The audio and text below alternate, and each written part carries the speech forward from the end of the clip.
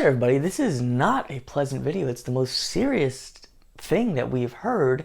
If you've not already heard, and we won't go into specifics because we can't even talk about it on this platform, Prince Harry is the president of this conservation charity. He was the president, which I believe in a charity, a non-profit is the highest position, and then he was elevated to the board of directors. And this charity has guards, employees, people even on mid-levels, allegedly, but totally obviously and definitely unproven, committing every atrocity you can think of, the absolute worst things. Like you hear about like the things that happen in Mile or Nanking, in different places, if you want to think about what I'm talking about. Those kinds of things being done to people, which that is insane. To me, I want to say it's not surprising, but it is surprising. It's not surprising that something Harry's involved with is just junk, it's BS, and that he's a figurehead, but the level of how terrible it is. So my thought on this is, let me say this, it's not surprising that Harry is the president. It's not surprising who is involved in the charity. Like, if it was gonna be a person in the public eye involved in a charity, it would be him. Now, I'm not saying he condones those things. He clearly has a temper. He clearly doesn't care that much about his causes. I'm not saying he ordered these things.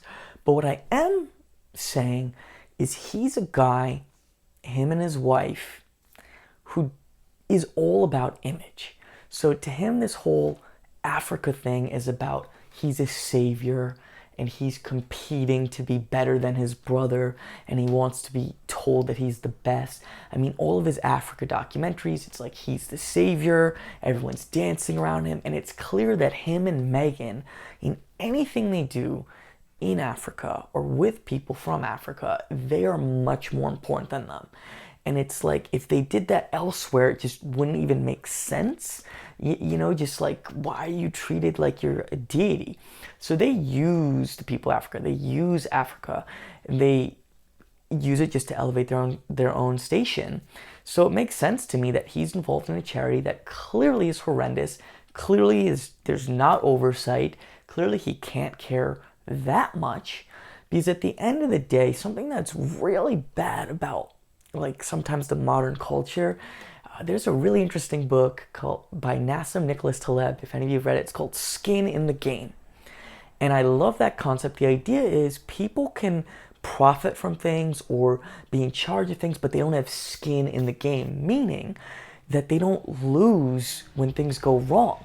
So if you are Harry and you're the president of this charity, clearly you weren't actually doing anything, and you are using this to elevate your PR with your PR company and your image, then you also have to have skin in the game. If there's something like this happening, you have some responsibility because it happened on your watch.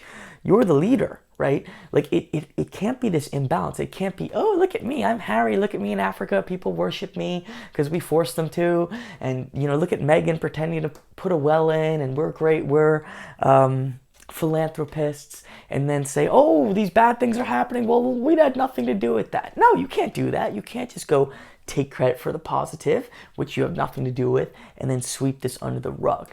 So to me, again, it's always shocking when something of that level, that awful happens, but it's not surprising if it was going to be anyone that it's him, because it's just the sort of thing that would happen to someone who's incompetent, who's all about PR, who's obsessed with competing with his family, who's not really as focused on doing actual good. That's the guy it'll happen to. So this is an awful thing. Let me know what you guys think. Have you heard about this? Take care.